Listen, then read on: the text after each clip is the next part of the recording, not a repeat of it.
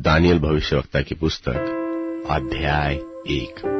Daniel अध्याय 1। यहूदा के राजा यहोयाकीम के राज्य के तीसरे वर्ष में बाबुल के राजा नबूकदनेस्सर ने यरूशलेम पर चढ़ाई करके उसको घेर लिया। तब परमेश्वर ने यहूदा के राजा यहोयाकीम और परमेश्वर के भवन के कितने एक पात्रों को उसके हाथ में कर दिया, और उसने उन पात्रों को शिनार देश में अपने देवता के मंदिर में ले जाकर अपने देवता के भंडार में रख दिया। तब उस राजा ने अपने खोजों के प्रधान अश्पनज को आज्ञा दी कि इस्राएली राजपुत्रों को प्रतिष्ठित पुरुषों में से ऐसे कोई जवानों को ले जो निर्दोष, सुंदर और सब प्रकार की बुद्धिमानी में प्रवीण और ज्ञान में निपुण और विद्वान और राजमंदिर में हाजिर रहने के योग्य हो, और उन्हें कसदियों के शास्त्र और भाषा की शिक्षा दे। और राजा ने आज्ञा दी कि मेरे भोजन और मेरे पीने के दाखमधु में से उन्हें प्रतिदिन खाने पीने को दिया जाए, और 3 वर्ष तक उनका पालन पोषण होता रहे। फिर उसके बाद वे मेरे सामने हाजिर किए जाए, और उन यहूदा की संतान में से चुने हुए दानियल, हनन्याह, मिशाएल और अजर्याह नाम यहूदी थे। और खोजों के प्रधान ने उनके दूसरे नाम रखे, अर्थात दानियल का नाम उसने बेलतशस्सर और हनन्याह का शद्रक और मिशाएल का मेशक और अजर्याह का अबेदनगो नाम रखा। दानियल ने अपने मन में ठान लिया कि मैं राजा का भोजन खाकर और उसके पीने का मधु पीकर अपवित्र न हो, इसलिए उसने खोजों के प्रधान से विनती की कि उसे अपवित्र होना न पड़े। परमेश्वर ने खोजा के प्रधान के मन में दानियल के प्रति कृपा और दया भरी हुई थी। तब खोजों के प्रधान ने दानियल से कहा, मैं अपने स्वामी राजा से डरता हूँ, क्योंकि तुम्हारा खाना पीना उसी ने ठहराया है। वह तुम्हारे मुंह तुम्हारे संगी के जवान से उतरा हुआ उदास क्यों देखे? तुम मेरा सिर राजा के सामने जोखिम में डालोगे। तब दानियल ने उस मुखिए से कहा, जिसको खोजों के प्रधान ने दानियल, हनन्याह, मिशाएल और अजर्याह के ऊपर देखभाल करने के लिए नियुक्त रखा था, कहा, मैं तेरी विनती करता हूँ, तू अपने दासों को 10 दिन तक जांच, हमारे खाने के लिए साग-पात और पीने के लिए पानी दिया जाए। फिर 10 दिन के बाद हमारे मुंह को देख, और जो जवान राजा का भोजन खाते हैं उनके मुख को देख, और जैसा तुझे देख पड़े उसी के अनुसार अपने दासों से व्यवहार करना। उनकी यह विनती उसने मान ली, और 10 दिन तक उनको जांचता रहा। 10 दिन के बाद उनके मुंह राजा के भोजन के खाने वाले जवानों से अधिक अच्छे और चिकने देख पड़े।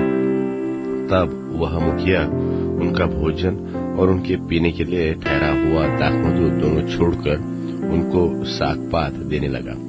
और परमेश्वर ने उन चारों जवानों को सब शास्त्रों और सब प्रकार की विद्याओं में बुद्धिमानी और प्रवीणता दी, और दानियल सब प्रकार के दर्शन और स्वप्न के अर्थ का ज्ञानी हो गया। तब जितने दिन नबूकदनेस्सर राजा ने जवानों को भीतर ले आने की आज्ञा दी थी, उतने दिन के बीतने पर खोजों का प्रधान उन्हें उसके सामने ले गया, और राजा उनसे बातचीत करने लगा। तब दानियल, हनन्याह, मिशाएल और अजर्याह के तुल्य उन सब में से कोई न ठहरा, इसलिए वे राजा के सन्मुख हाजिर रहने लगे, और बुद्धि और हर प्रकार की समझ के विषय में जो कुछ राजा उनसे पूछता था, उसमें वे राज्य भार के सब ज्योतिषियों और तंत्रियों से 10 गुने निपुण ठहरते थे। और दानियल कुश्रू राजा के पहले वर्ष तक बना रहा। दानियल भविष्यवक्ता की पुस्तक अध्याय 2। दानियल अध्याय 2।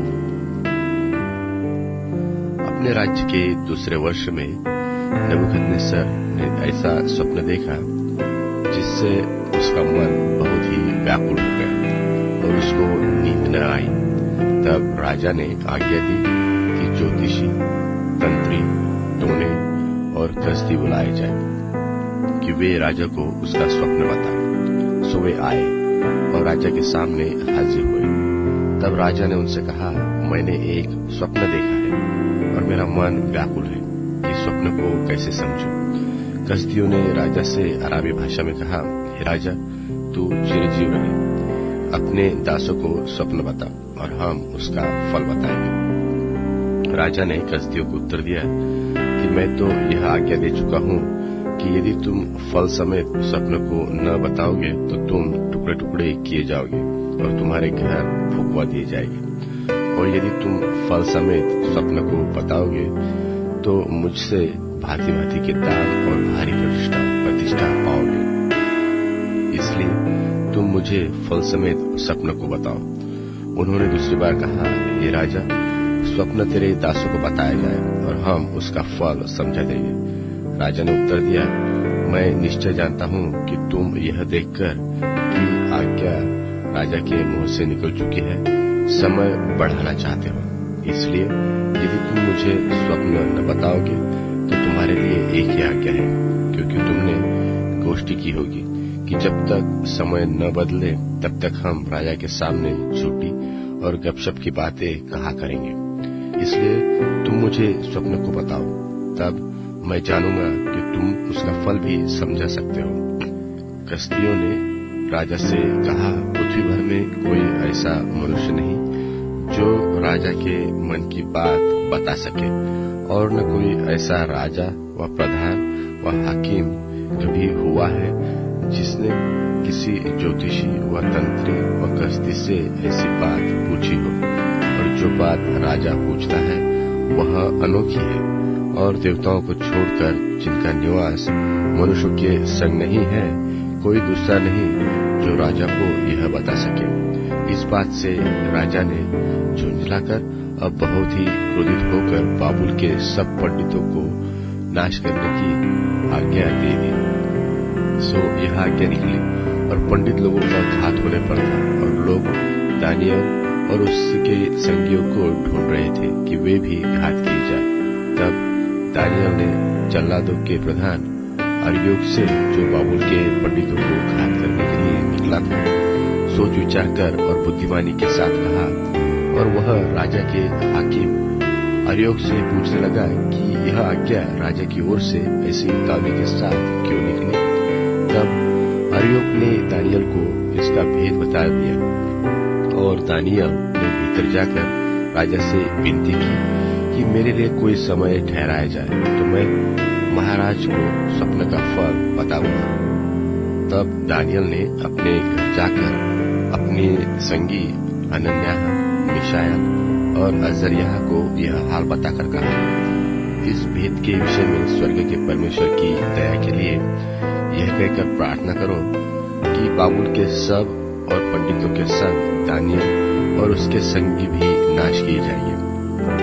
तब वह भेद दानियल को रात के समय दर्शन के द्वारा प्रकट किया गया। सो दानियल ने स्वर्ग के परमेश्वर का यह कहकर धन्यवाद किया कि परमेश्वर का नाम युगानुयुग धन्य है, क्योंकि बुद्धि और पराक्रम उसी के हैं, और समयों और ऋतुओं को वही पलटता है।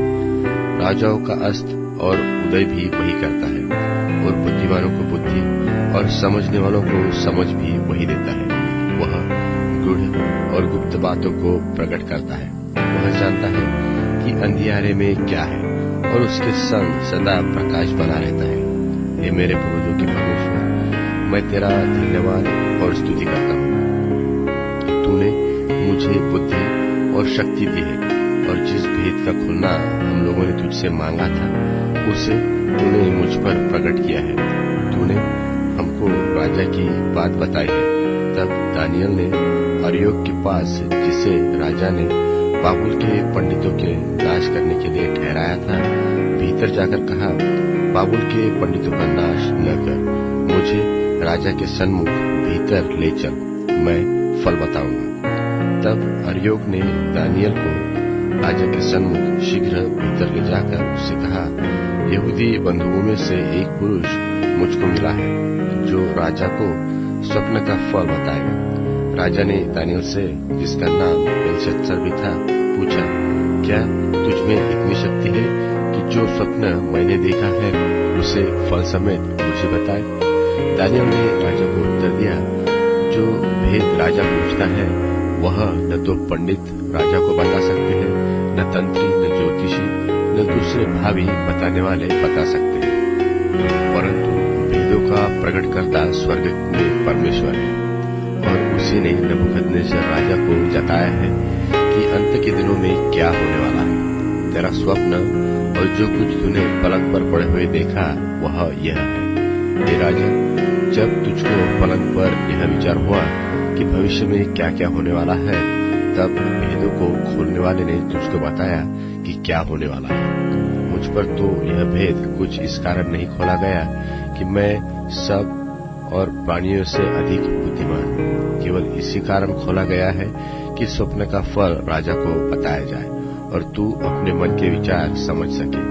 हे राजा, जब तू देख रहा था तब एक बड़ी मूर्ति देख पड़ी, और वह मूर्ति जो तेरे सामने खड़ी थी सो लंबी चौड़ी थी, और उसकी चमक अनुपम थी, और उसका रूप भयंकर था।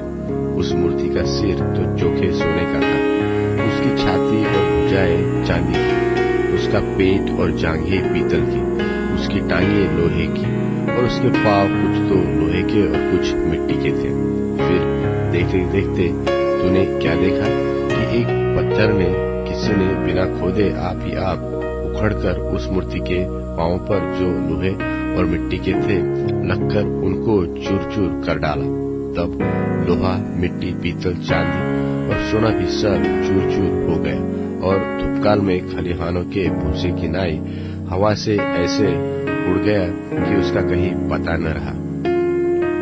और वह पत्थर जो मूर्ति पर लगा था वह बड़ा पहाड़ बनकर सारी पृथ्वी में फैल गया। स्वप्न तो यूं ही हुआ, और अब उसका फल हम राजा को समझा देते हैं। हे राजा, तू महाराजाधिकारी है, क्योंकि स्वर्ग के परमेश्वर ने तुझको राज्य, सामर्थ्य, शक्ति और महिमा दी है, और जहाँ कहीं मनुष्य पाए जाते हैं वहाँ उसने उनको सबों को और मैदान के जीव जंतु और आकाश के पक्षी भी तेरे वश में कर दिए हैं, और तुझको उन सबका अधिकारी ठहराया है।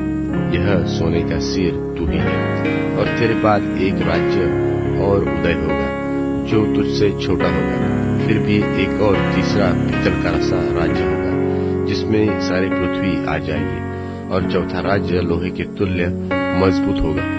लोहे से तो सब वस्तुएं चूर चूर हो जाती है और पीस जाती है, इसलिए जिस भांति लोहे से वे सब कुछ कुचल जाती है, उसी भांति उस चौथे राजा से सब कुछ चूर चूर होकर पीस जाएगा। और तूने जो मूर्ति के पांव और उसकी उंगलियों को देखा, जो कुछ तुम्हार की मिट्टी की और कुछ लोहे की थी, इससे वह चौथा राज्य बटा हुआ होगा, तो भी उसमें लोहे का सा खड़ापन होगा, जैसे कि तूने कुम्हार की मिट्टी के संग लोहा भी मिला हुआ देखा। और पांव की उंगलियां कुछ तो लोहे की और कुछ मिट्टी की थी। इसका फल यह है कि वह राज्य कुछ तो दृढ़ और निर्बल होगा। और तूने जो लोहे को कुम्हार की मिट्टी के संग मिला हुआ देखा, इसका फल यह है कि उस राज्य के लोग नीच मनुष्यों से मिले जुले तो रहेंगे, परंतु जैसे लोहा मिट्टी के साथ मेल नहीं खाता, वैसे ही वे दोनों भी एक बने रहेंगे।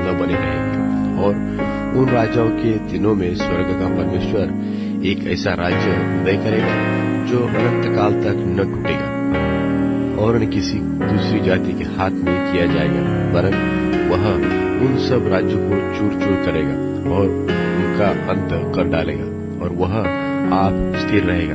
तूने जो देखा कि एक पत्थर किसी के हाथ के बिन खोदे पहाड़ में से उखड़ा, और उसने लोहे, पीतल, मिट्टी, चांदी और सोने को चूर चूर किया, इसी रीति से महान परमेश्वर ने राजा को जताया कि इसके बाद क्या क्या होने वाला है, और न स्वप्न में न उसके फल में कुछ संदेह है। इतना सुनकर नबूकदनेस्सर राजा ने मुंह के बल गिरकर दानियल को दंडवत किया और आज्ञा दी कि इसको भेंट चढ़ाओ और इसके सामने सुगंध वस्तु जला। फिर राजा ने दानियल से कहा, सच तो यह है कि तुम लोगों का परमेश्वर सब ईश्वरों का परमेश्वर है और राजाओं का राजा भेदों का खोलने वाला है, इसलिए तू यह भेद प्रकट कर पाया।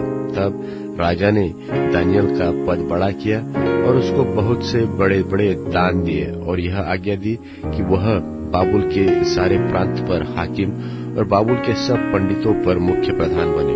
तब दानियल के विनती करने से राजा ने शद्रक, मेशक और अबेदनगो को बाबुल के प्रांत के कार्य के ऊपर नियुक्त कर दिया, परंतु दानियल आप ही राजा के दरबार में रहा करता था। दानियल अध्याय 3। दानियल भविष्यवक्ता की पुस्तक अध्याय 3। नबूकदनेस्सर राजा ने सोने की एक मूरत बनवाई, जिसकी ऊंचाई 60 हाथ और चौड़ाई 6 हाथ की थी, और उसने उसको बाबुल के प्रांत के दूरा नाम मैदान में खड़ा करवाया। तब नबूकदनेस्सर राजा ने अधिपतियों, हाकिमों, गवर्नरों, जजों और खजांचियों, न्यायियों, शास्त्रियों आदि प्रांत के सब अधिकारियों को बुलवा भेजा कि वे उस मूरत की प्रतिष्ठा में जो उसने खड़ी करवाई थी आए। तब अधिपति, हाकिम, गवर्नर, जज, खजांची, न्यायी, शास्त्री आदि प्रांत के सब अधिकारी नबूकदनेस्सर राजा की खड़ी कराई मूरत की प्रतिष्ठा के लिए इकट्ठे हुए और उस मूरत के सामने खड़े हुए। तब ढिंढोरिये ने ऊंचे शब्द से पुकारकर कहा, हे देश देश और जाति जाति के लोगों और भिन्न भिन्न भाषा बोलने वालों, तुमको यह आज्ञा सुनाई जाती है कि जिस समय तुम नरसिंगे, बांसुरी, वीणा, सारंगी, सितार, शहनाई आदि सब प्रकार के बाजों का शब्द सुनो, उसी समय गिरकर नबूकदनेस्सर राजा की खड़ी कराई हुई सोने की मूरत को दंडवत करो, और जो कोई गिरकर दंडवत न करेगा वह उसी घड़ी धधकते हुए भट्टे के बीच में डाल दिया जाएगा।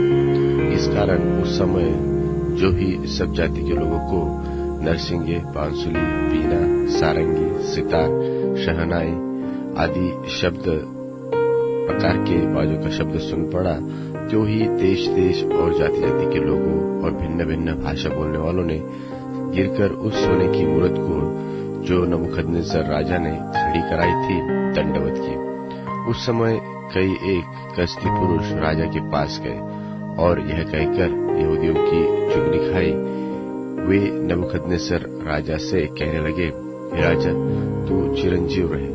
हे राजा, तूने जो आज्ञा दी है कि जो मनुष्य नरसिंगे, बांसुरी, वीणा, सारंगी, सितार, शहनाई आदि सब प्रकार के बाजों का शब्द सुने, वह गिरकर उस सोने की मूरत को दंडवत करे, और जो कोई गिरकर दंडवत न करे वह धधकते हुए भट्टे के बीच में डाल दिया जाए। देख, शद्रक, मेशक और अबेदनगो नाम कुछ यहूदी पुरुष हैं, जिन्हें तूने बाबुल के प्रांत के कार्य के ऊपर नियुक्त किया है। और उन पुरुषों ने, हे राजा, तेरी आज्ञा की कुछ चिंता नहीं की। वे तेरे देवता की उपासना नहीं करते, और जो सोने की मूरत तूने खड़ी कराई उसको दंडवत नहीं करते। तब नबूकदनेस्सर ने रोष और जलजलाहट में आकर आज्ञा दी कि शद्रक, मेशक और अबेदनगो को लाओ। तब वे पुरुष राजा के सामने हाजिर किए गए।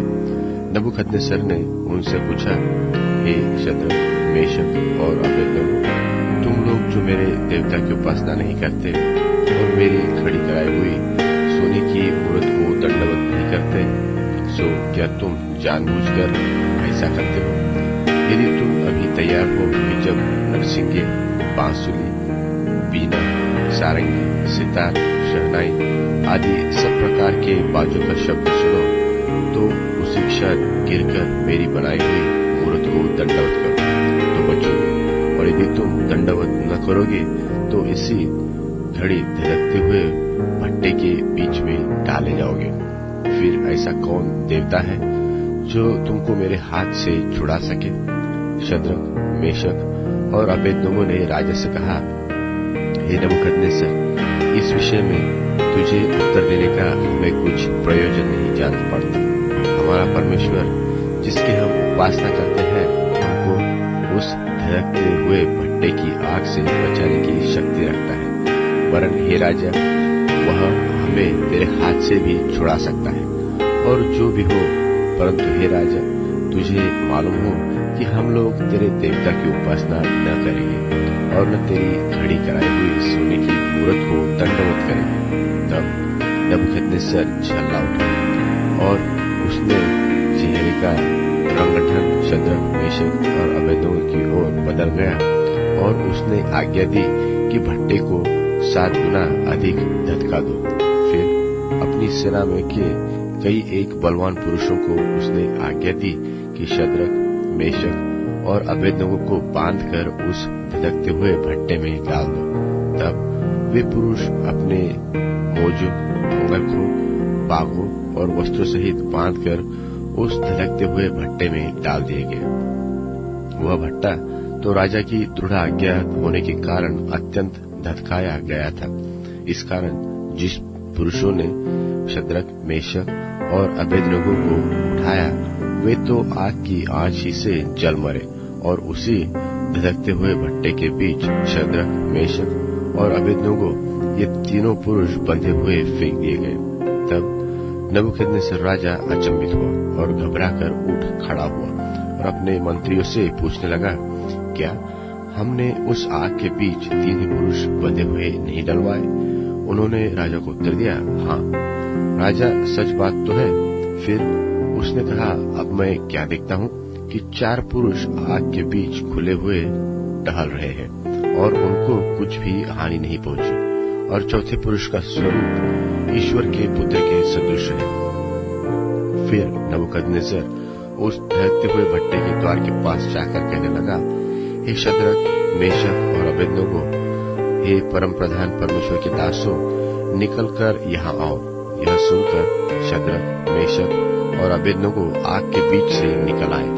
जब अधिपति, हाकिम, गवर्नर और राजा के मंत्रियों ने जो इकट्ठे हुए थे उन पुरुषों की ओर देखा, तब क्या पाया कि इनकी देह में आग का कुछ प्रभाव नहीं और न इनके सिर का एक बाल भी झुलसा और न इनके मोजे कुछ बिगड़े, न इनमें जलने की कुछ गंध पाई जाती है।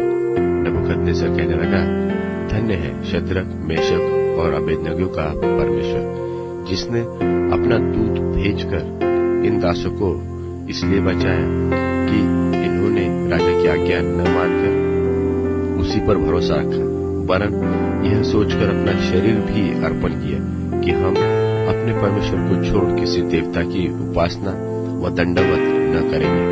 अब मैं यह आज्ञा देता हूँ कि देश देश और जाति जाति के लोगों और भिन्न भिन्न भाषा बोलने वालों में से जो कोई शद्रक, मेशक और अबेदनगो के परमेश्वर की निंदा करेगा वह टुकड़े टुकड़े किया जाएगा और उसका घर घुरा बनाया जाएगा, क्योंकि ऐसा कोई और देवता नहीं जो इस रीति से बचा सके। तब राजा ने बाबुल के प्रांत में शद्रक, मेशक और अबेदनगो का पद ऊंचा किया। दानियल भविष्यवक्ता की पुस्तक अध्याय 4। दानियल भविष्यवक्ता की पुस्तक अध्याय 4। नबूकदनेस्सर राजा की ओर से देश देश और जाति जाति के लोग और भिन्न भिन्न भाषा बोलने वाले जितने सारी पृथ्वी पर रहते हैं उन सबों को यह वचन मिला कि तुम्हारा कुशल क्षेम बढ़े। तुमको अच्छा लगा कि परम प्रधान परमेश्वर ने मुझे जो जो चिन्ह और चमत्कार दिए हैं उनको प्रकट करो। उसके दिखाए हुए चिन्ह क्या ही बड़े और उसके चमत्कारों में क्या ही बड़ी शक्ति प्रकट होती है। उसका राज्य तो सदा का और उसकी प्रभुता पीढ़ी से पीढ़ी तक बनी रहती है। मैं नबूकदनेस्सर अपने भवन में जिसमें रहता था चैन से और प्रफुल्लित रहता था। मैंने ऐसा स्वप्न देखा जिसके कारण मैं डर गया और पलंग पर पड़े पड़े जो विचार मेरे मन में आए और जो बातें मैंने देखी उनके कारण मैं घबरा गया था। तब मैंने आज्ञा दी कि बाबुल के सब पंडित मेरे स्वप्न का फल मुझे बताने के लिए मेरे सामने हाजिर किए जाए। तब ज्योतिषी, तंत्री, कसदी और होनहार बताने वाले भीतर आए और मैंने उनको अपना स्वप्न बताया, परंतु वे उसका फल न बता सके। निदान दानियेल मेरे सन्मुख आया, जिसका नाम मेरे देवता के नाम के कारण बेलतशस्सर रखा गया था और जिसमें पवित्र परमेश्वर की आत्मा रहती है। और मैंने उसको अपना स्वप्न यह कहकर बताया कि हे बेलतशस्सर, तू तो सब ज्योतिषियों का प्रधान है। मैं जानता हूँ कि तुझ में पवित्र परमेश्वर की आत्मा रहती है और तू किसी भेद के कारण नहीं घबराता। इसलिए जो स्वप्न मैं देखा है उसे फल समेत तुझे बताकर मुझे समझा दे। पलंग पर जो दर्शन मैंने पाया वह यह है, अर्थात मैंने क्या देखा कि पृथ्वी के बीचों बीच एक वृक्ष लगा है, जिसकी ऊंचाई बहुत बड़ी है। वह वृक्ष बढ़ बढ़कर दृढ़ हो गया, उसकी ऊंचाई स्वर्ग तक पहुंची और वह सारी पृथ्वी की छोर तक देख पड़ता है। उसके पत्ते सुंदर हैं, उसके फल बहुत हैं, यहाँ तक कि उसमें सबों के लिए भोजन है। उसके नीचे मैदान के सब पशुओं को छाया मिलती है और उसकी डालिया में सब आकाश की चिड़िया बसेरा करती है और सब प्राणी उसके आहार पाते हैं।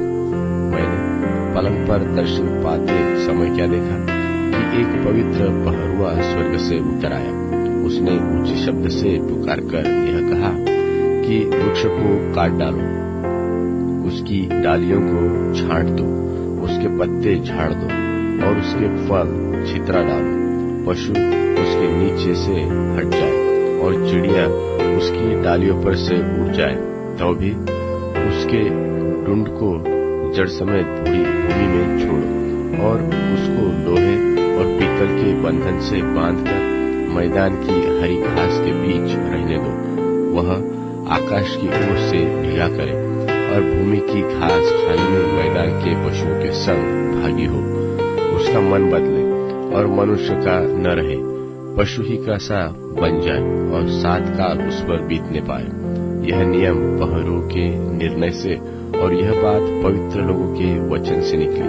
और उसकी यह मनसा है कि जो जीवित है सो जान ले कि परम प्रधान परमेश्वर मनुष्यों के राज्य में प्रभुता करता है और उसको जिसे चाहे उसे देता है और तब उस पर नीच से नीच जाति को भी नियुक्त कर देता है। मुझ नबूकदनेस्सर राजा ने यही स्वप्न देखा। सो हे बेलतशस्सर, तू इसका फल बता, क्योंकि मेरे राज्य में कोई और पंडित तो इसका फल मुझे समझा नहीं सकता, परंतु तुझमें तो पवित्र परमेश्वर की आत्मा रहती है, इस कारण तू उसे समझा सकता है।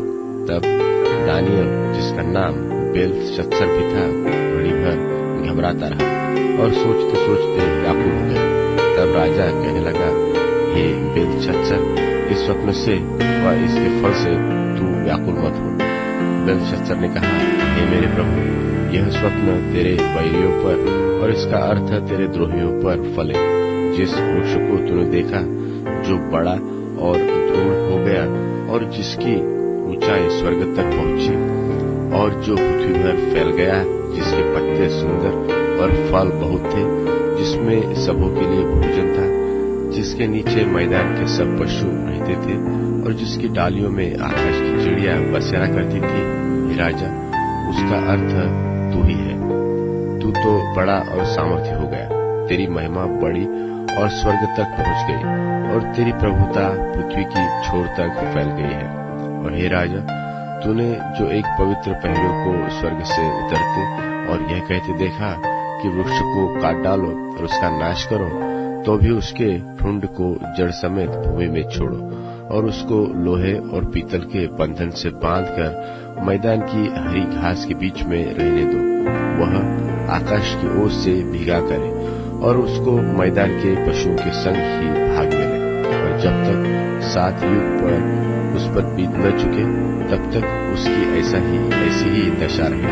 हे राजा, इसका फल जो परम प्रधान ने ठाना है कि राजा पर घटे, वह यह है कि तू मनुष्यों के बीच से निकाला जाएगा और मैदान के पशुओं के संग रहेगा, और बैलों की नाई घास चरेगा, और आकाश की ओर से भीगा करेगा, और 7 युग तुझ पर बीतेंगे, जब तक कि तू न जान ले कि मनुष्यों के राज्य में परम प्रधान ही प्रभुता करता है, और उसको वह जिसे चाहे उसे दे देता है, और उस वृक्ष के ठुंड को जड़ समेत छोड़ने की आज्ञा जो हुई है, इसका फल यह है कि तेरा राज्य तेरे लिए बना रहेगा।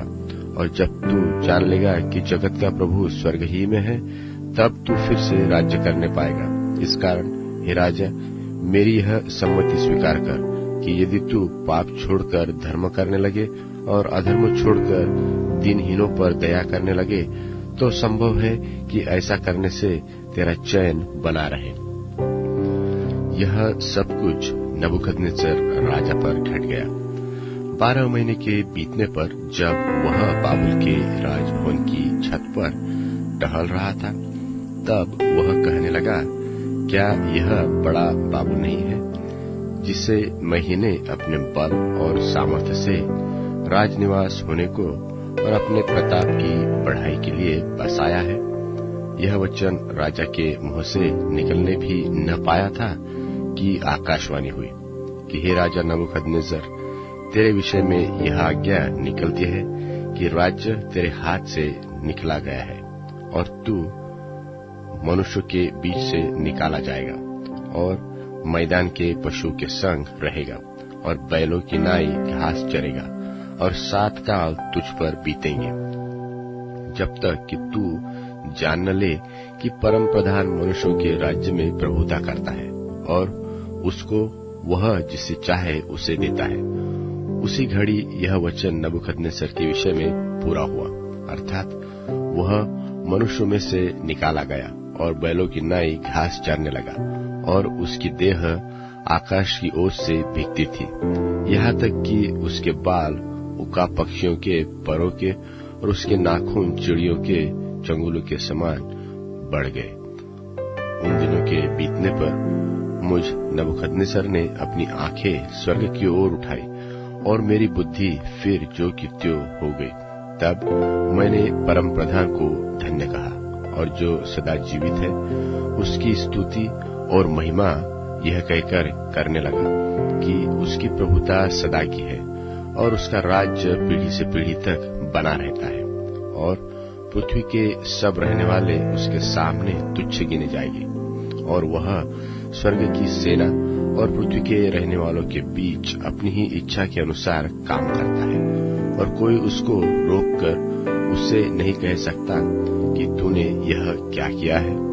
उसी समय मेरी बुद्धि फिर जो की त्यों हो गई, और मेरे राज्य की महिमा के लिए मेरा प्रताप और मुकुट मुझ पर फिर आ गया, और मेरे मंत्री और प्रधान लोग मुझसे भेंट करने के लिए आने लगे, और मैं अपने राज्य में स्थिर हो गया, और मेरी विशेष प्रशंसा होने लगी। अब मैं नबूकदनेस्सर स्वर्ग के राजा को सराहता हूँ, और उसकी स्तुति और महिमा करता हूँ, क्योंकि उसके सब काम सच्चे और उसके सब व्यवहार न्याय के हैं, और जो लोग घमंड से चलते हैं उनको वह नीचा कर सकता है। दानियल भविष्यवक्ता की पुस्तक अध्याय 5। दानियल भविष्यवक्ता की पुस्तक अध्याय 5। बेलशस्सर नाम राजा ने अपने 1000 प्रधानों के लिए जेवनार की, और उन 1000 लोगों के सामने दाखमधु पिया। दाखमधु पीते पीते बेलशस्सर ने आज्ञा दी कि सोने चांदी के जो पात्र मेरे पिता नबूकदनेस्सर ने यरूशलेम के मंदिर में से निकाले थे, उन्हें ले आओ, कि राजा अपने प्रधानों और रानियों और रखैलियों समेत उनमें से पिए। तब जो सोने के पात्र यरूशलेम में परमेश्वर के भवन के मंदिर में से निकाले गए थे, वे लाए गए, और राजा अपने प्रधानों और रानियों और रखैलियों समेत उनमें से पीने लगा। वे दाखमधु पीकर सोने, चांदी, पीतल, लोहे, काठ और पत्थर के देवताओं की स्तुति कर रहे थे कि उसी घड़ी मनुष्य के हाथ की सी कई उंगलियां निकलकर दीवट के सामने राजमंदिर की भीत के चूने पर कुछ लिखने लगी, और हाथ का जो भाग लिख रहा था वह राजा को दिखाई पड़ा। उसे देखकर राजा भयभीत हो गया और वह अपने सोच विचार में घबरा सा गया और उसकी कटी के जोड़ ढीले हो गए और कपीते कांपते उसने घुटने एक दूसरे से लगने लगे। तब राजा ने ऊंचे शब्द से पुकारकर तंत्रियों, कसदियों और होनहार बताने वालों को हाजिर करवाने की आज्ञा दी। जब बाबुल के पंडित पास आए तब राजा उनसे कहने लगा, जो कोई वह लिखा हुआ पढ़कर उसका अर्थ मुझे समझाए उसे बैंगनी रंग का वस्त्र और उसके गले में सोने की कंठमाला पहनाया जाएगा और मेरे राज्य में तीसरा वही प्रभुता करेगा।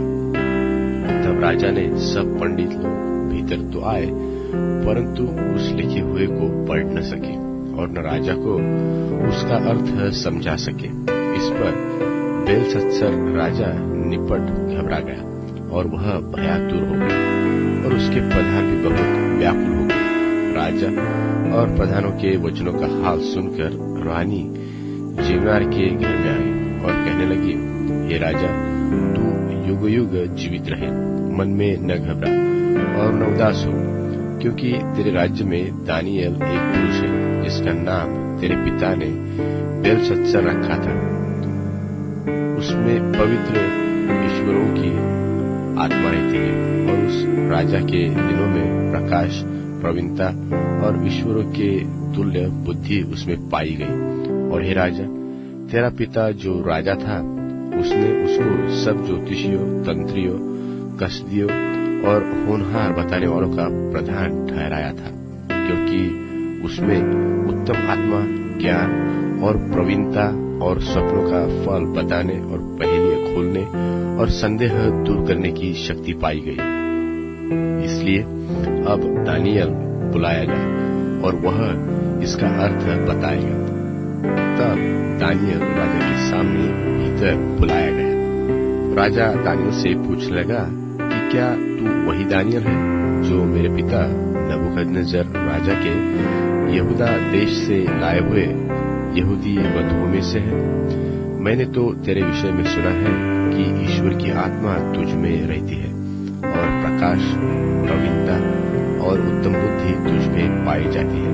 देख, अभी पंडित और तंत्री लोग मेरे सामने इसलिए लाए गए थे कि यह लिखा हुआ पढ़े और उसका अर्थ मुझे बताए, परंतु वे तो उस बात का अर्थ न समझा सके।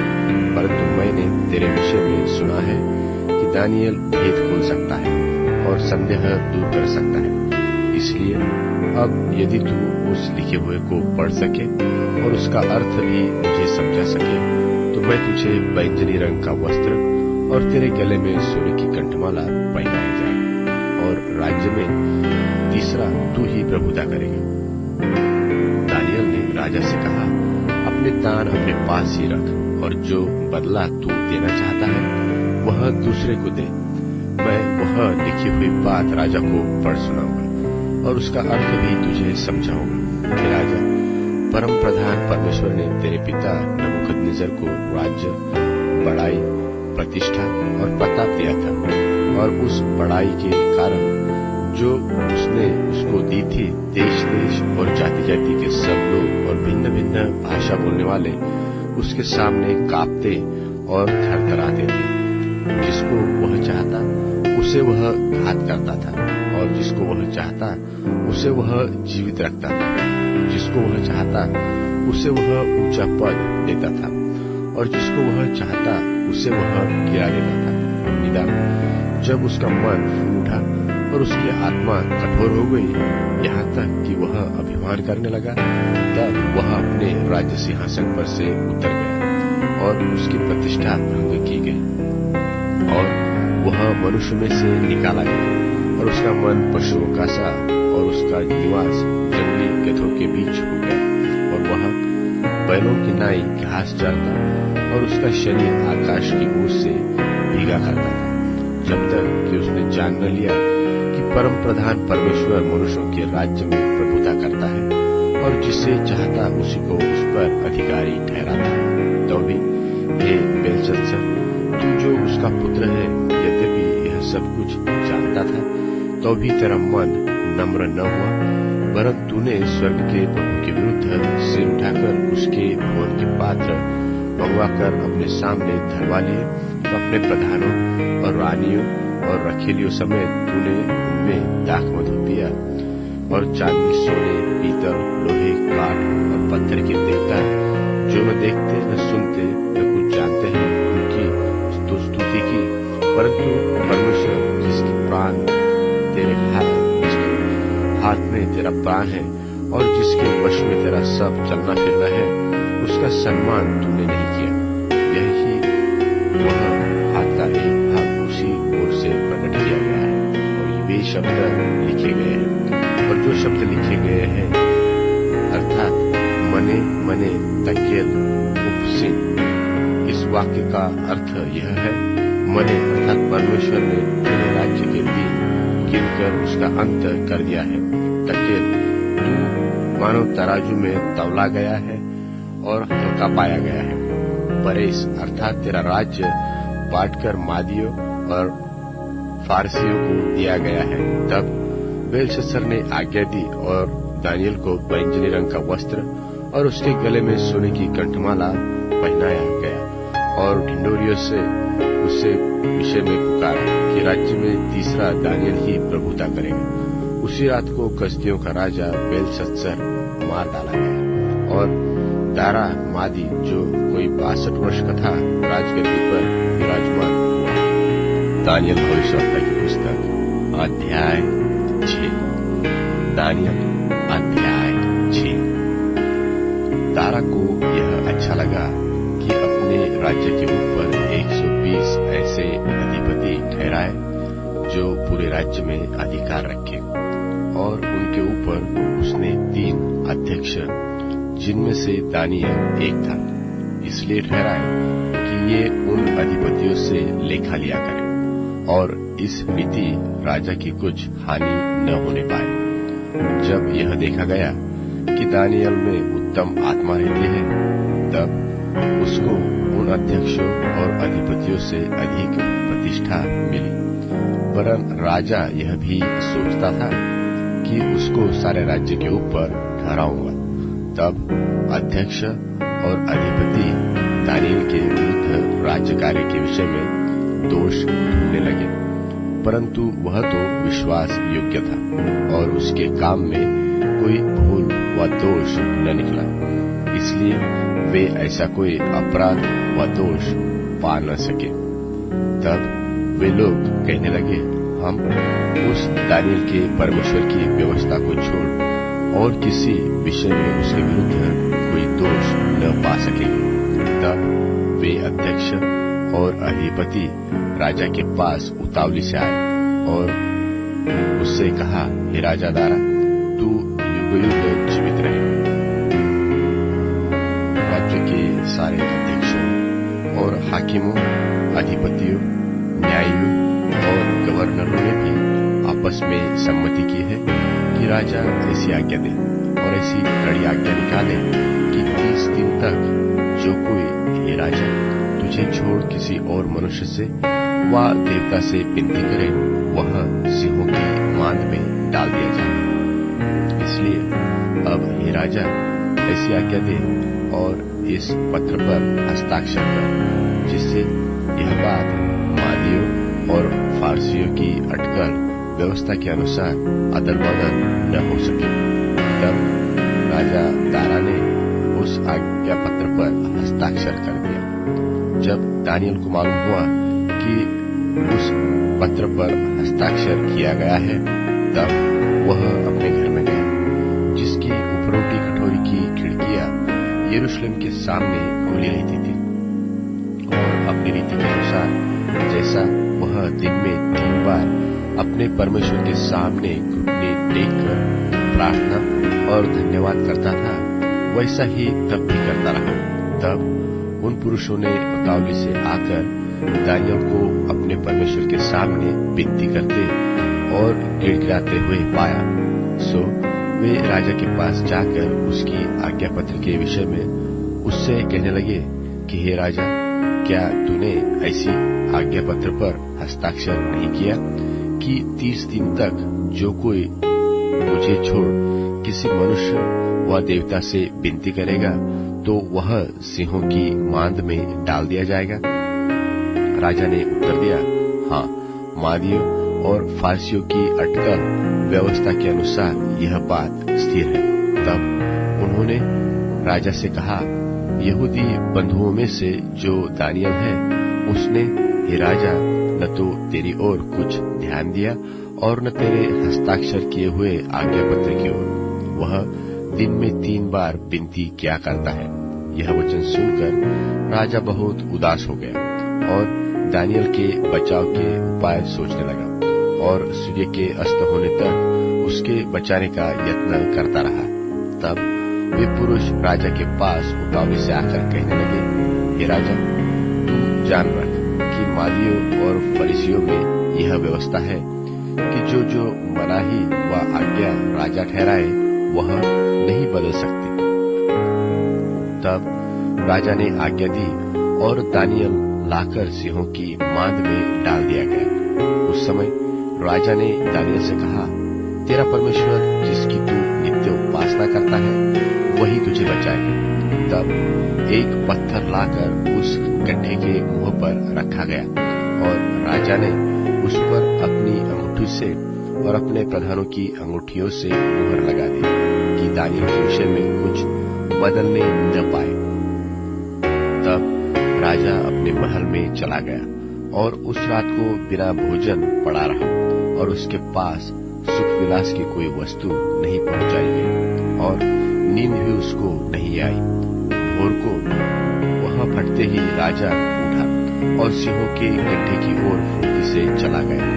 जब राजा गड्ढे के निकट आया तब शोक भरी वाणी से चिल्लाने लगा और दानियल से कहने लगा, हे दानियल, हे जीव के परमेश्वर के दास, क्या तेरा परमेश्वर जिसकी तू नित्य उपासना करता है तुझे सिंहों से बचा सका है?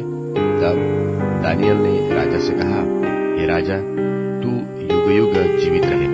मेरे परमेश्वर ने अपना दूत भेजकर सिंहों के मुंह को ऐसा बंद कर दिया कि उन्होंने मेरी कुछ भी हानि नहीं की। इसका कारण यह है कि मैं उसके सामने निर्दोष पाया गया और हे राजा, तेरी भी मैंने कुछ हानि नहीं की।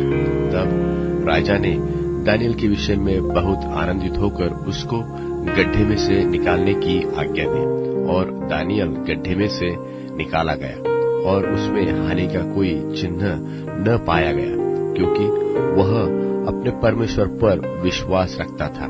और राजा ने आज्ञा दी कि जिन पुरुषों ने दानियल की चुगली खाई थी वे अपने लड़के बालों और स्त्रियों समेत लाकर सिंहों के गड्ढे में डाल दिए जाए। और वे गड्ढे में की पेंदी तक न पहुंचे थे कि सिंहों ने उन पर झपटकर सब हड्डियों समेत उनको चबा डाला। तब दारा राजा ने सारी पृथ्वी के रहने वाले देश देश और जाति जाति के सब लोगों और भिन्न भिन्न भाषा बोलने वालों के पास यह लिखा कि तुम्हारा बहुत कुशल हो।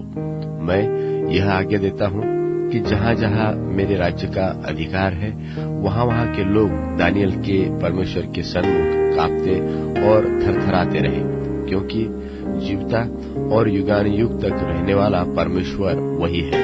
उसका राज्य अविनाशी और उसकी प्रभुता सदा स्थिर रहेगी। जिसने दानियल को सिंह से बचाया है वह बचाने और छुड़ाने वाला है और स्वर्ग में और पृथ्वी पर चिन्हों और चमत्कारों का प्रकट करने वाला है। और दानियल दारा और कुस्रू फारसी दोनों के राज्य के दिनों में भाग्यवान रहा। दानियल भविष्यवक्ता की पुस्तक अध्याय 7। दानियल अध्याय 7। बाबुल के राजा बेलशस्सर के पहले वर्ष में दानियल ने पलंग पर स्वप्न देखा। तब उसने वह स्वप्न लिखा और बातों का सारांश भी वर्णन किया। दानियल ने यह कहा कि मैंने रात को यह स्वप्न देखा कि महासागर पर चौमुखी आंधी चलने लगी। तब समुद्र में से 4 बड़े बड़े जीव जो एक दूसरे से भिन्न थे निकल आए। पहला जानवर सिंह के समान था और उसके उकाब के से पंख थे, और मेरे देखते देखते उसके पंखों पर नोचे गए और वह भूमि पर से उठाकर मनुष्य की नाई पाँव के बल खड़ा किया गया और उसको मनुष्य का हृदय दिया गया। फिर मैंने एक और जीव देखा जो रीछ के समान था और एक पांजर के बल उठा हुआ था, और उसके मुंह में दांतों के बीच 3 मसूली थी, और लोग उससे कह रहे थे कि उठकर बहुत मांस खा। इसके बाद मैंने दृष्टि की और देखा कि चीते के समान एक और जीव जंतु है, जिसकी पीठ पर पक्षी के से 4 पंख है, और उस जंतु के 4 सिर है, और उसको अधिकार दिया गया। फिर इसके बाद मैंने स्वप्न में दृष्टि की और देखा कि चौथा एक भयंकर और डरावना और बहुत ही सामर्थी जीव है, और उसके लोहे के बड़े बड़े दांत हैं। वह सब कुछ खा डालता है और चूर चूर करता है, और जो बच जाता है उसे पैरों से रौंदता है, और वह पहले सब जानवरों से भिन्न है, और उसके 10 सींग हैं। मैं उन सींगों को ध्यान से देख रहा था तो क्या देखा कि उनके बीच एक और छोटा सा सींग निकला, और इसके बल से उन पहले सींगों में से 3 उखाड़े गए। फिर मैंने क्या देखा कि इस सींग में मनुष्य की सी आंखें और बड़ा बोलने वाला मुंह भी है। मैंने देखते देखते अंत में क्या देखा कि सिंहासन रखे गए हैं, और कोई अति प्राचीन विराजमान हुआ, जिसका वस्त्र हिम सा उजल और सिर के बाल निर्मल ऊन सरीखे है।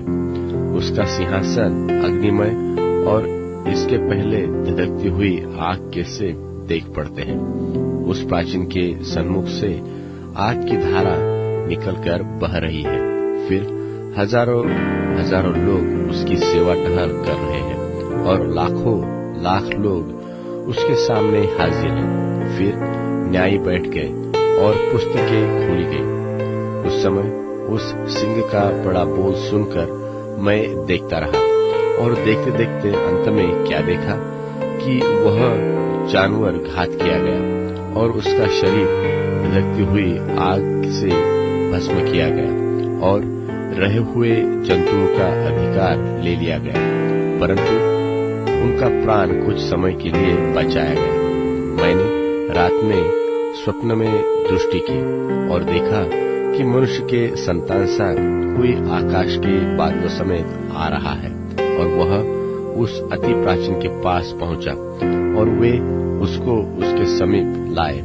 तब उसको ऐसी प्रभुता, महिमा और राज्य दिया गया कि देश देश और जाति जाति के लोग और भिन्न भिन्न भाषा बोलने वाले सब उसके अधीन हो। उसकी प्रभुता सदा की और अटल, और उसका राज्य अविनाशी ठहरा। और मुझ दानियल का मन विकल हो गया, और जो कुछ मैंने देखा था उसके कारण मैं घबरा गया। तब जो लोग आसपास खड़े थे उनमें से एक के पास जाकर मैंने उन सारी बातों का भेद पूछा। उसने यह कहकर मुझे उन बातों का अर्थ बता दिया कि उन 4 बड़े बड़े जानवरों का अर्थ 4 राज्य है जो पृथ्वी पर उदय होंगे, परंतु परम प्रधान के पवित्र लोग राज्य को पाएंगे और युगानुयुग उनके अधिकारी बने रहेंगे। तब मेरे मन में यह इच्छा हुई कि उस चौथे जानवर का भेद भी जान लूं, जो और तीनों से भिन्न और अति भयंकर था। उसके दांत लोहे के और नख पीतल के थे। वह सब कुछ खा डालता और चूर चूर करता और बचे हुओं को पैरों से रौंद डालता था। फिर उसके सिर के 10 सींगों का भेद, और जिस ओर सिंह के निकलने से 3 सींग गिर गए, अर्थात जिस सिंह की आंखें और बड़ा बोलने वाला मुंह और सब और सिंगों से अधिक भयंकर था, उनके भी भेद जानने की मुझे इच्छा हुई, और मैंने देखा था कि वह सिंह पवित्र लोगों के सब लड़ाई करके उन पर उस समय तक प्रबल भी हो गया, जब तक कि वह अति प्राचीन न आ गया और परम प्रधान के पवित्र लोग न्यायी न ठहरे, और उन पवित्र लोगों के राजाधिकारी होने का समय न आ पहुंचा। उसने कहा, उस चौथे जानवर का अर्थ एक और चौथा राज्य है, जो पृथ्वी पर होकर और सब राज्यों में भिन्न होगा और सारी पृथ्वी को नाश करेगा और दाव दाव कर चूर करेगा। और उन 10 सिंगों का अर्थ यह है कि उस राज्य में से 10 राजा उठेंगे और उनके बाद उन पहलों से भिन्न एक और राजा उठेगा, जो 3 राजाओं को गिरा देगा, और वह परम प्रधान के विरुद्ध बातें करेगा और परम प्रधान के पवित्र लोगों को पीस डालेगा और समयों और व्यवस्था के बदल देने की आशा करेगा, वरन 3.5 काल तक वे सब उसके वश में कर दिए जाएंगे और न्यायी बैठेंगे। तब उसकी प्रभुता छीनकर मिटाई और नाश की जाएगी, यहाँ तक कि उसका अंत ही हो जाएगा। तब राज्य और प्रभुता और धरती पर के राज्य की महिमा परम प्रधान ही की प्रजा अर्थात उसके पवित्र लोगों को दी जाएगी। उसका राज्य तो सदा का राज्य है और सब प्रभुता करने वाले उसके अधीन होंगे और उसकी आज्ञा मानेंगे। इस बात का वर्णन तो मैं अब तक कर चुका, परंतु मुझ दानियल के मन में बड़ी घबराहट बनी रही और मैं भयभीत हो गया और मैं इस बात को अपने मन में रखे रहा। दानियल भविष्यवक्ता की पुस्तक अध्याय 8। दानियल भविष्यवक्ता की पुस्तक अध्याय 8। बेलशस्सर राजा के राज्य के 3रे वर्ष में एक बात मुझ दानियल को दर्शन के द्वारा उस बात के बाद दिखाई गई जो पहले मुझे दिखाई गई थी। जब मैं एलाम नाम प्रांत में शूशन नाम राजगढ़ में रहता था, तब मैंने दर्शन में क्या देखा कि मैं उलय नदी के किनारे पर हूँ। फिर मैंने आंख उठाकर क्या देखा कि उस नदी के सामने 2 सिंग वाला एक मेढ़ा खड़ा है, और सिंग दोनों तो बड़े हैं, परंतु उनमें से एक अधिक बड़ा है, और जो बड़ा है वह दूसरे के बाद निकला। मैंने उस मेढ़े को देखा कि वह दक्षिण, पश्चिम, उत्तर की ओर सिंग मारता रहा है, और न तो कोई जंतु उसके सामने खड़ा रह सकता है और न कोई किसी को उसके हाथ से बचा सकता है, और वह अपनी ही इच्छा के अनुसार काम करके बढ़ता जाता है।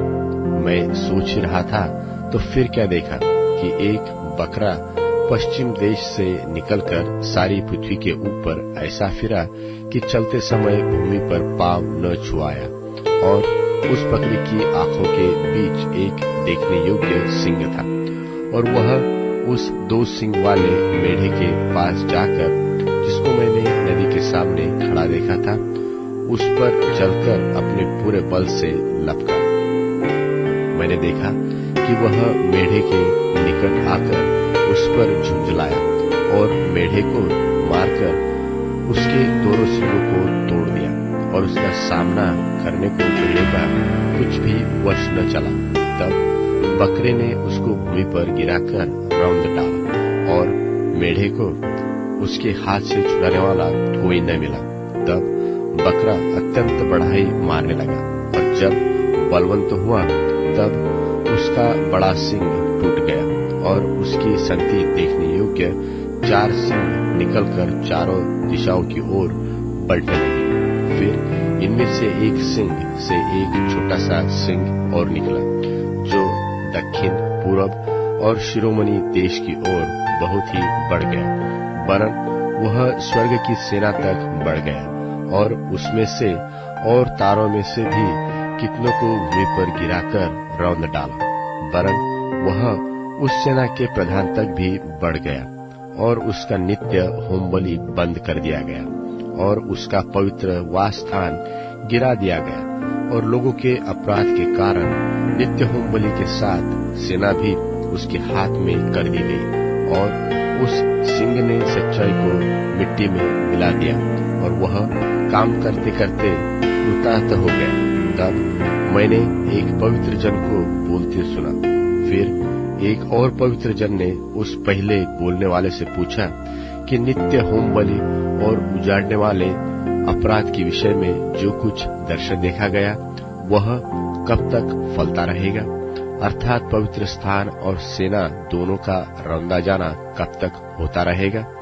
उसने मुझसे कहा, जब तक सांझ और सवेरा 2300 बार न हो तब तक वह होता रहेगा, तब पवित्र स्थान शुद्ध किया जाएगा।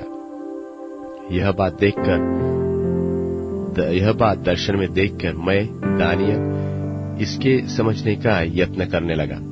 इतने में पुरुष का रूप धरे हुए कोई मेरे सन्मुख खड़ा हुआ देख पड़ा।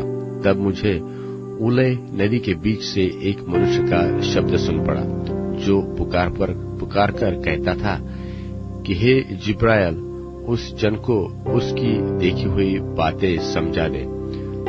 तब जहां मैं खड़ा था वह मेरे निकट आया और उसके आते ही मैं घबरा गया और मुंह के बल गिर पड़ा। तब उसने मुझसे कहा, हे मनुष्य के संतान, उन देखी हुई बातों को समझ ले, क्योंकि उनका अर्थ अंत ही के समय में फलेगा। जब वह मुझसे बातें कर रहा था तब मैं अपना मुंह भूमि की ओर किए हुए भारी नींद में पड़ा था, परंतु उसने मुझे छूकर सीधा खड़ा किया। तब उसने कहा, क्रोध भड़कने के अंत के दिनों में जो कुछ होगा वह मैं तुझे जताता हूँ, क्योंकि अंत के ठहराए हुए समय में वह सब पूरा हो जाएगा। जो 2 सिंग वाला मेढ़ा तूने देखा है उसका अर्थ मादियों और फरीसियों के राज्य से है, और वह रोआर बकरा यूनान का राज्य ठहरा है। और उसकी आंखों के बीच जो बड़ा सिंह निकला वह पहला राजा ठहरा, और वह सिंह जो टूट गया और उसकी संति 4 सिंह जो निकल आए। इसका अर्थ यह है कि उस जाति से 4 राज्य उदय तो होंगे, परंतु उनका बल उसका सा न होगा। और उन राज्यों के अंत समय में जब अपराधी पूरा बल पकड़ेंगे तब क्रूर दृष्टि वाला और पहली उपजने वाला एक राजा उठेगा, और उसका सामर्थ्य बड़ा तो होगा, परंतु उस पहले राजा का सा नहीं, और अद्भुत रीति से लोगों को नाश करेगा और कृतार्थ होकर काम करता जाएगा, और सामर्थियों को और पवित्र लोगों के समुदाय को नाश करेगा, और उसकी चतुराई के कारण उसका छल सफल होगा, और वह मन में फूल कर निडर रहते हुए बहुत लोगों को नाश करेगा। वरन वह सब हाकिम के विरुद्ध भी खड़ा होगा, परंतु अंत को वह किसी के हाथ से बिना मार खाए टूट जाएगा। और अब सांझ और सवेरे के विषय में जो कुछ तूने देखा है और सुना है वह सच बात है, परंतु जो कुछ तूने दर्शन में देखा है उसे बंद रख, क्योंकि वह बहुत दिनों के बाद फलेगा। तब मुझ दानियल का बल जाता रहा और मैं कुछ दिन तक बीमार पड़ा रहा। तब मैं उठकर राजा का कामकाज फिर करने लगा, परंतु जो कुछ मैंने देखा था उससे मैं चकित रहा, क्योंकि उसका कोई समझाने वाला न रहा। दानियल भविष्यवक्ता की पुस्तक अध्याय 9। दानियल अध्याय 9। मादी क्षयर्ष का पुत्र तारा, जो कसदियों के देश पर राजा ठहराया गया था, उसके राज्य के पहले वर्ष में मुझ दानियल ने शास्त्र के द्वारा समझ लिया कि यरूशलेम की उजड़ी हुई दशा यहोवा के उस वचन के अनुसार जो यिर्मयाह नबी के पास पहुंचा था, कितने वर्षों के बीतने पर अर्थात 70 वर्ष के बाद पूरी हो जाएगी। तब मैं अपना मुख प्रभु परमेश्वर की ओर करके गिड़गिड़ाहट के साथ प्रार्थना करने लगा और उपवास कर टाट पहन राख में बैठकर वरदान मांगने लगा। मैंने अपने परमेश्वर यहोवा से इस प्रकार प्रार्थना की और पाप का अंगीकार किया कि हे प्रभु, तू महान और भययोग्य परमेश्वर है, जो अपने प्रेम रखने वाले और आज्ञा मानने वालों के साथ अपनी वाचा को पूरा करता और करुणा करता रहता है। हम लोगों ने तो पाप, कुटिलता, दुष्टता और बलवा किया है और तेरी आज्ञाओं और नियमों को तोड़ दिया है।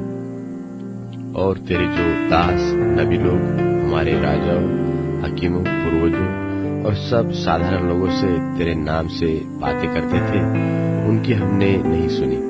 हे प्रभु, तू धर्मी है और हम लोगों को आज के दिन लज्जित होना पड़ता है, अर्थात यरूशलेम के निवासी, आदि सब यहूदी, वरन क्या समीप क्या दूर के सब इस्राएली लोग, जिन्हें तूने उस विश्वासघात के कारण जो उन्होंने तेरा किया था देश देश में बरबस कर दिया है, उन सबों को लज्जित होना ही है। हे यहोवा, हम लोगों ने जो अपने राजाओं, हकीमों और पूर्वजों समेत तेरे विरुद्ध पाप किया है, इस कारण हमको लज्जित होना पड़ता है। परंतु यद्यपि हम अपने परमेश्वर प्रभु से फिर गए तो भी वह दया सागर और क्षमा की खानी है।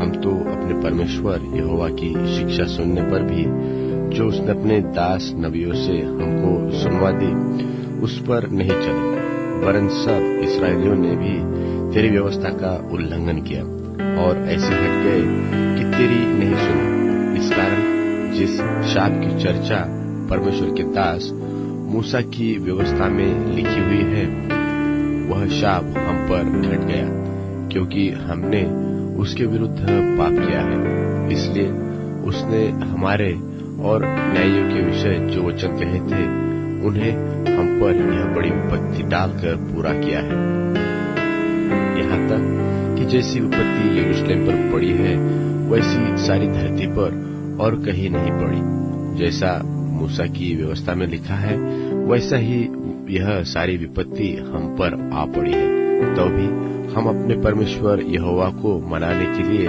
न तो अपने अधर्म के कामों से फिरे और न तो तेरी सत्य बातों में प्रवीणता प्राप्त की। इस कारण यहोवा ने सोच विचार कर हम पर विपत्ति डाली है, क्योंकि हमारा परमेश्वर यहोवा जितने काम करता है उन सबों में धर्मी ठहरता है, परंतु हमने उसकी नहीं सुनी। और अब हे परमेश्वर, हे प्रभु, तूने तो अपनी प्रजा को मिस्र देश से बलि हाथ के द्वारा निकाल लाकर अपना ऐसा नाम बड़ा किया जो आज तक प्रसिद्ध है, परंतु हमने पाप किया है और दुष्टता की है।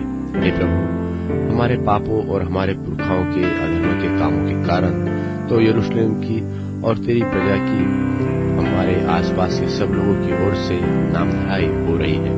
तो भी तू अपने सब धर्म के कामों के कारण अपना क्रोध और जलजलाहट अपने नगर यरूशलेम पर से, जो तेरे पवित्र पर्वत पर बसा है, उतार दे। हे हमारे परमेश्वर, अपने दास की प्रार्थना और गिड़गिड़ाहट सुनकर अपने उजड़े हुए पवित्र स्थान पर अपने मुख का प्रकाश चमका। हे प्रभु, अपने नाम के निमित्त यह कर। हे मेरे परमेश्वर, कान लगाकर सुन, आंखें खोलकर हमारी उजड़ी हुई दशा और उस नगर को भी देख जो तेरा कहलाता है, क्योंकि हम जो तेरे सामने गिड़गिड़ाकर प्रार्थना करते हैं तो अपने धर्म के कामों पर नहीं, वरन तेरी बड़ी दया ही के कामों पर भरोसा रखकर करते हैं। हे प्रभु, सुन ले। हे प्रभु, पाप क्षमा कर। हे प्रभु, ध्यान देकर जो करना है उसे कर, विलंब न कर। हे मेरे परमेश्वर, तेरा नगर और तेरी प्रजा जो तेरी कहलाती है, इसलिए अपने नाम के निमित्त ही ऐसा कर।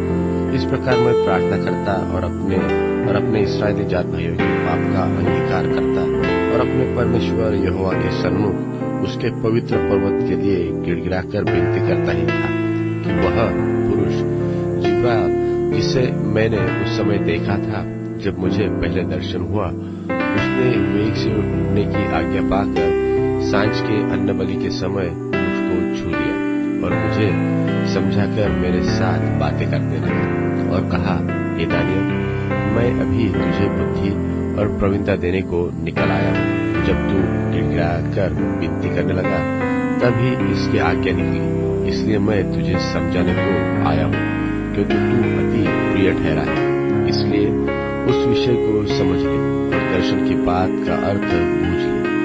तेरे लोगों और तेरे पवित्र नगर के लिए 70 सप्ताह ठहराए गए हैं कि उनके अंत तक अपराध का होना बंद हो और पापों का अंत और अधर्म का प्रायश्चित किया जाए और युग युग की धार्मिकता प्रकट हो और दर्शन की बात पर और भविष्यवाणी पर छाप दी जाए और परम पवित्र का अभिषेक किया जाए। सो यह जान और समझ ले कि यरूशलेम के फिर बसाने की आज्ञा के निकलने से लेकर अभिषेक प्रधान के समय तक 7 सप्ताह बीतेंगे। फिर 62 सप्ताहों के बीतने पर चौक और खाई समेत वह नगर कष्ट के समय में फिर बसाया जाएगा और उन 62 सप्ताहों के बीतने पर अभिषिक्त पुरुष नाश किया जाएगा और उसके हाथ कुछ न लगेगा और आने वाले प्रधान की प्रजा नगर और पवित्र स्थान को नाश तो करेगी, परंतु उस प्रधान का अंत ऐसा होगा जैसा बाढ़ से होता है, तो भी उसके अंत तक लड़ाई होती रहेगी, क्योंकि उसका उजड़ जाना निश्चय ठाना गया है। और वह प्रधान 1 सप्ताह के लिए बहुतों के संग दृढ़ वाचा बांधेगा, परंतु आधे ही सप्ताह के बीतने पर वह मेल बलि और अन्न बलि को बंद करेगा और अंगूरे पर उजाड़ने वाली मृत वस्तुएं दिखाई देगी और निश्चय से ठहरी हुई समाप्ति के होने तक परमेश्वर का क्रोध उजाड़ने वाले पर पड़ा रहेगा। दानियल भविष्यवक्ता की पुस्तक अध्याय 10। दानियल भविष्यवक्ता की पुस्तक अध्याय 10। फारस देश के राजा खुसरू के राज्य के 3रे वर्ष में दानियल पर, जो बेलतशस्सर भी कहलाता है, एक बात प्रकट की गई और यह बात सच है कि बड़ा युद्ध होगा। उसने इस बात को बूझ लिया और इस देखी हुई बात की समझ उसको आ गई। उन दिनों में दानियल 3 सप्ताह तक शोक करता रहा। उन 3 सप्ताहों के पूरे होने तक मैंने न तो स्वादिष्ट भोजन किया और न मांस व दाख मधु अपने मुंह में रखा और न अपनी देह में कुछ भी तेल लगाया। फिर पहले महीने के 24वें दिन को मैं हिद्दे के नाम नदी के तीर पर था। तब मैंने आंखें उठाकर क्या देखा कि सन का वस्त्र पहने हुए उफाज देश के कुंदन से कमर बांधे हुए एक पुरुष खड़ा है। उसका शरीर फिरोजा के समान, उसका मुख बिजली की नाई और उसकी आंखें जलते हुए दीपक की सी थी। उसकी बाहें और पांव चमकाए हुए पीतल के से थे। उसके वचनों का शब्द भीड़ों के शब्द का सा था। उसको केवल मुझ दानियल ने ही देखा और मेरे संगी मनुष्यों को उसका कुछ भी दर्शन न हुआ, परंतु वे बहुत ही थरथराने लगे और छिपने के लिए भाग गए। तब मैं अकेला रहकर यह अद्भुत दर्शन देखता रहा। इससे मेरा बल जाता रहा, मैं भयातुर हो गया और मुझ में कुछ भी बल न रहा। तो भी मैंने उस पुरुष के वचनों का शब्द सुना और जब वह मुझे सुन पड़ा, तब मैं मुंह के बल गिर गया और गहरी नींद में भूमि पर औंधे मुंह पड़ा रहा। फिर किसी ने अपने हाथ से मेरी देह को छुआ और मुझे उठाकर घुटनों और हथेलियों के बल लड़खड़ाते बकैया बैठा दिया। तब उसने मुझसे कहा, हे दानियल, हे अति प्रिय पुरुष, जो वचन मैं तुझसे कहना चाहता हूँ उसे समझ ले और सीधा खड़ा हो, क्योंकि मैं अभी तेरे पास भेजा गया हूँ। जब उसने मुझसे यह वचन कहा, तब मैं खड़ा तो हो गया, परंतु थरथराता रहा। फिर उसने मुझसे कहा, हे दानियल, मत डर, क्योंकि पहले ही दिन को जब तूने समझने, बूझने और अपने परमेश्वर के सामने अपने को दीनहीन बनाने की ओर मन लगाया, उसी दिन तेरे वचन सुने गए और मैं तेरे वचनों के कारण आ गया हूँ।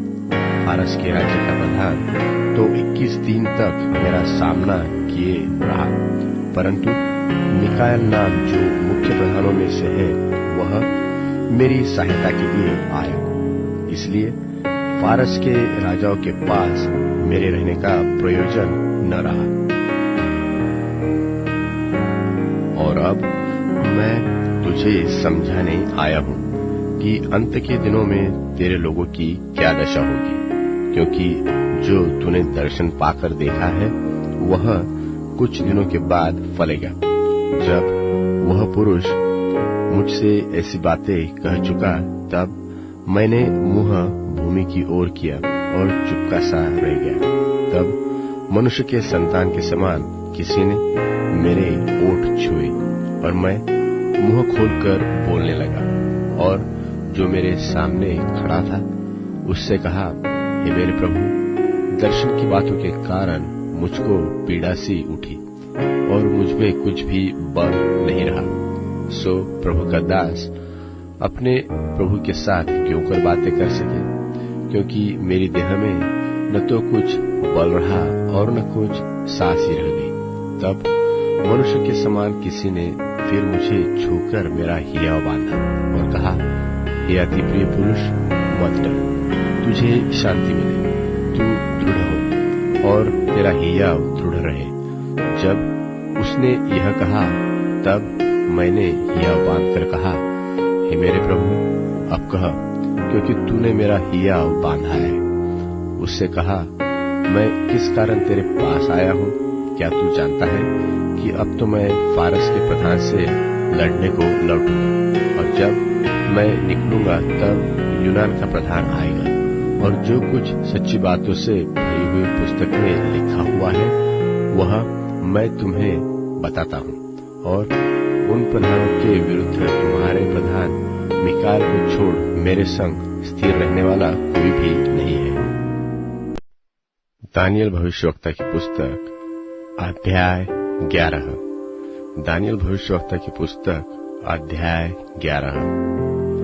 और दारा नाम मादी राजा के राज्य के पहले वर्ष में उसको हियाव दिलाने और बल देने के लिए मैं ही खड़ा हो गया था।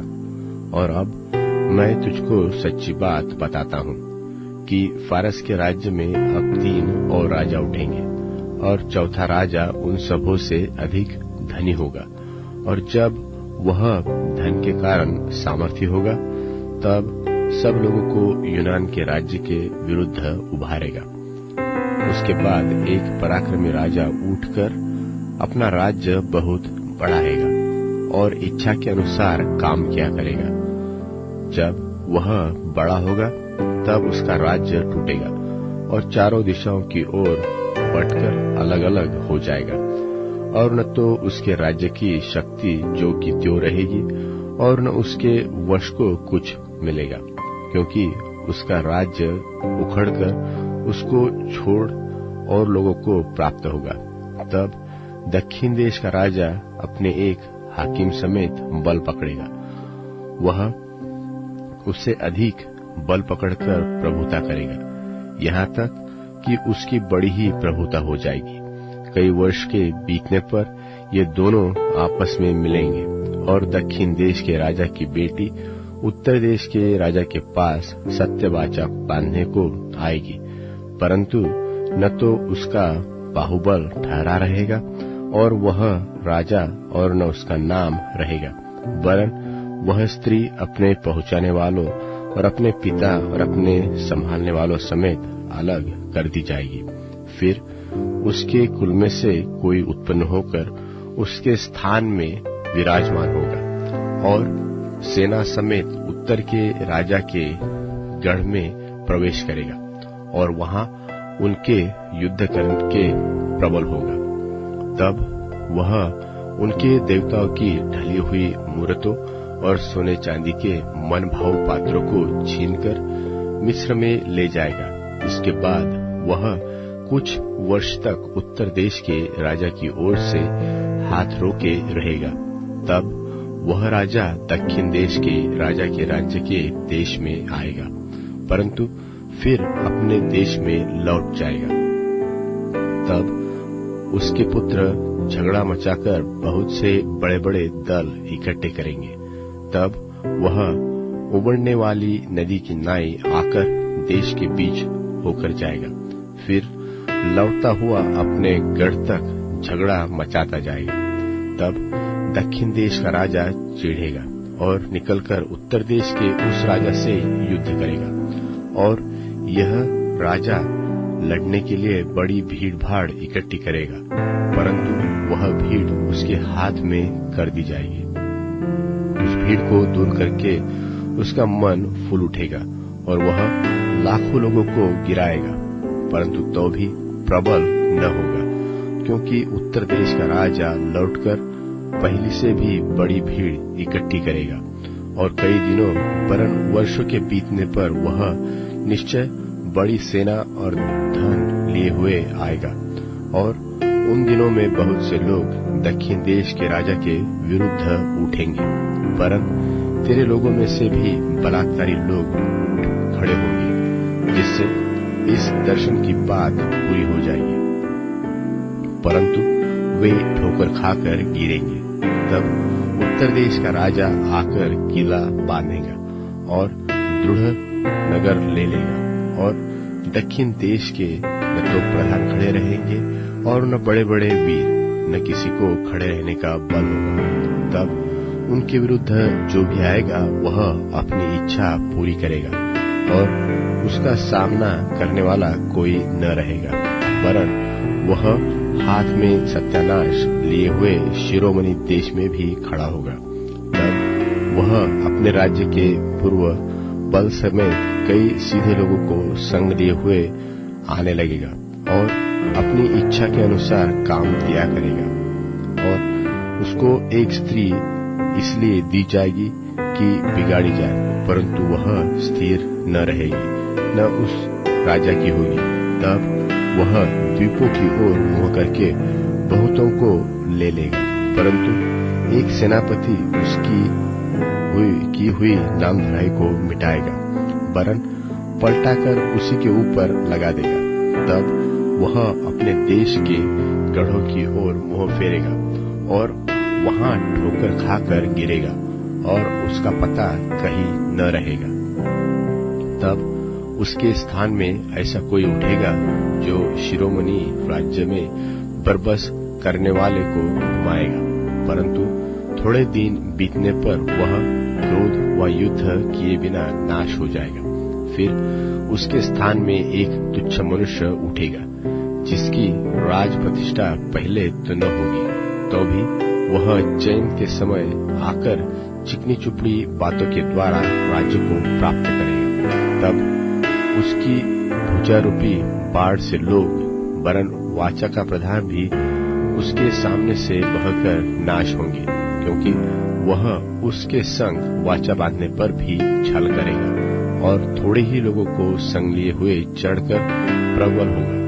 चैन के समय वह प्रांत के उत्तम से उत्तम स्थानों पर चढ़ाई करेगा, और जो काम न उसके पुरखा और न उसके पुरखाओं के पुरखा करते थे, उससे वह करेगा, और लूटी छीनी धन संपत्ति उनमें बहुत बांटा करेगा, और वह कुछ काल तक दृढ़ नगरों के लेने की कल्पना करता रहेगा। तब दक्षिण देश के राजा के विरुद्ध बड़ी सेना लिए हुए अपने बल और हियाव को बढ़ाएगा, और दक्षिण देश का राजा अत्यंत बड़ी और सामर्थ्य सेना लिए हुए युद्ध तो करेगा, परंतु ठहर न सकेगा, क्योंकि लोग उसके विरुद्ध कल्पना करेंगे, वरन उसके भोजन के खाने वाले भी उसको हरवाएंगे। और यद्यपि उसकी सेना बाढ़ की नाई चढ़ेगी, तो भी उसके बहुत से लोग मर मिटेंगे। तब उन दोनों राजाओं के मन बुराई करने में लगेंगे, यहाँ तक कि वे एक ही मेज पर बैठे हुए भी आपस में झूठ बोलेंगे, और इससे कुछ बनना पड़ेगा, क्योंकि इन सब बातों का अंत नियत ही समय में होने वाला है। तब उत्तर देश का राजा बड़ी लूट लिए हुए अपने देश को लौटेगा, और उसका मन पवित्र वाचा के विरुद्ध उभरेगा, और वह अपनी इच्छा पूरी करके अपने देश को लौट जाएगा। नियत समय पर वह फिर दक्षिण देश की ओर जाएगा, परंतु उस अगली बार के समान इस बार भी उसका वश न चलेगा। नबियों के जहाज उसके विरुद्ध आएंगे। इसके लिए वह उदास होकर लौटेगा और पवित्र वाचा पर चिढ़कर अपनी इच्छा पूरी करेगा और लौटकर पवित्र वाचा के तोड़ने वालों की सुधि लेगा। तब उसके सहायक खड़े होकर दृढ़ पवित्र स्थान को अपवित्र करेंगे और नित्य होम बलि को बंद करेंगे और उजाड़ने वाली घृणित वस्तु को खड़ा करेंगे। और जो लोग दुष्ट होकर उस वाचा को तोड़ेंगे उनको वह चिकनी चुपड़ी बातें कहाकर भक्तिहीन कर देगा।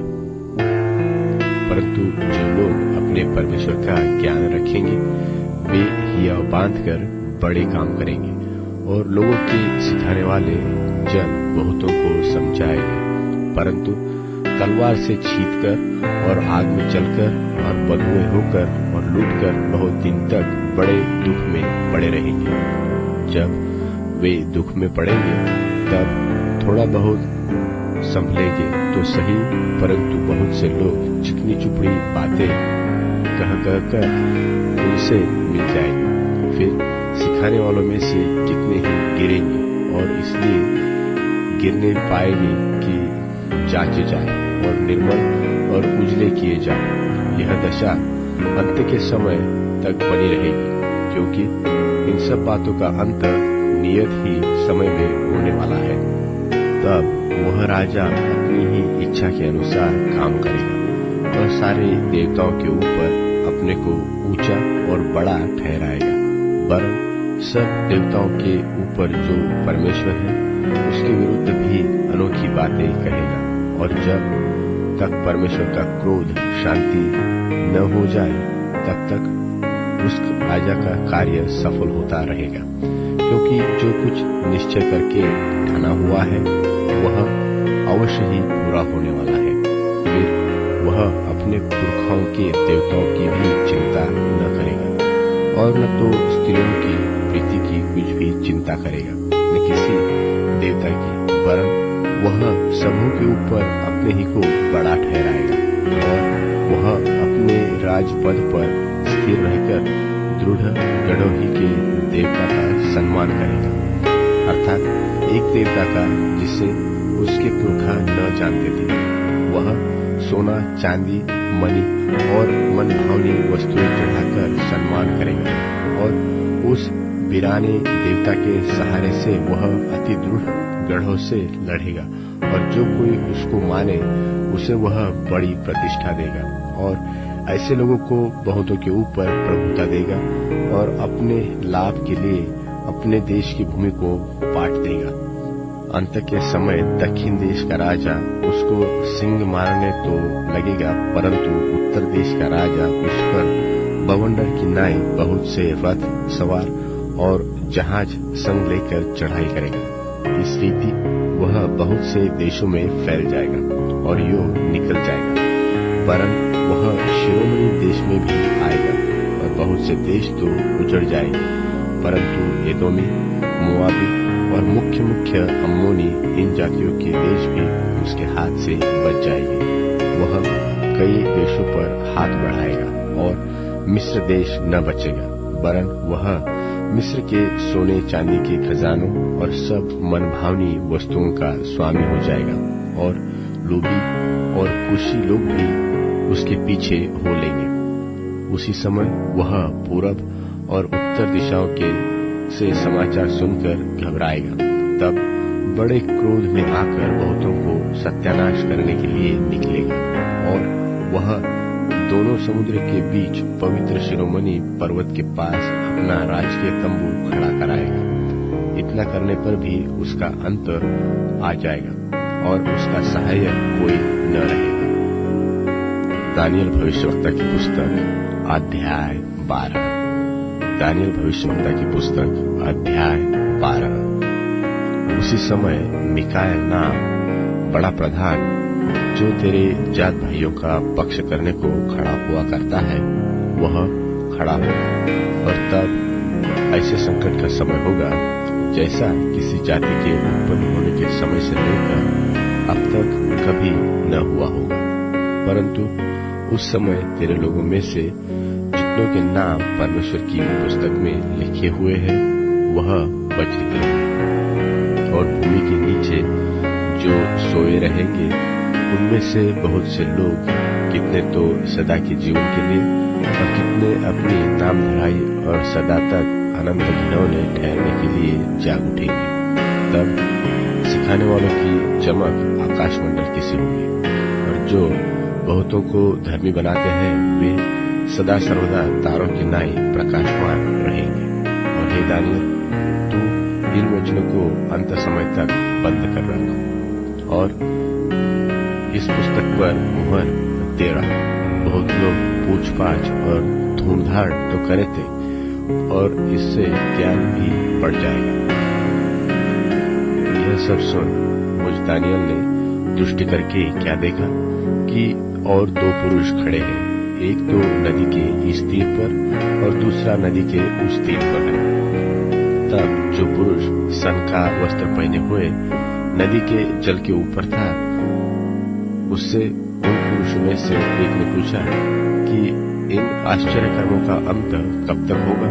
तब जो पुरुष सन का वस्त्र पहने हुए नदी के जल के ऊपर था, उसने मेरे सुनते दाहिना और बायां दोनों हाथ स्वर्ग की ओर उठाकर सदा जीवित रहने वाले की यह शपथ खाई कि यह दशा 3.5 ही काल तक रहेगी, और जब पवित्र प्रजा की शक्ति तोड़ते तोड़ते टूट जाएगी तब ये सब बातें पूरी होगी। यह बात मैं सुनता तो था, परंतु कुछ न समझा। तब मैंने कहा, हे मेरे प्रभु, इन बातों का अंतफल क्या होगा? उसने कहा, हे दानियल, चला जा, क्योंकि ये बातें अंत समय के लिए बंद है और इन पर मुहर दी हुई है। बहुत लोग तो अपने अपने को निर्मल और उजले करेंगे और स्वच्छ हो जाएंगे, परंतु दुष्ट लोग दुष्टता ही करते रहेंगे, और दुष्टों में से कोई ये बातें न समझेगा, परंतु सिखाने वाले समझेंगे। और जब से नित्य होम बलि उठाई जाएगी और उजाड़ने वाली घिनौनी वस्तु स्थापित की जाएगी, तब से 1290 दिन बीतेंगे। क्या ही धन्य है वह जो धीरज धरकर 1335 दिन के अंत तक भी पहुंचे। अब तू जाकर अंत तक ठहरा, वह उस समय तक तू विश्राम करता रहेगा, फिर उन दिनों के अंत में निज भाग पर खड़ा होगा।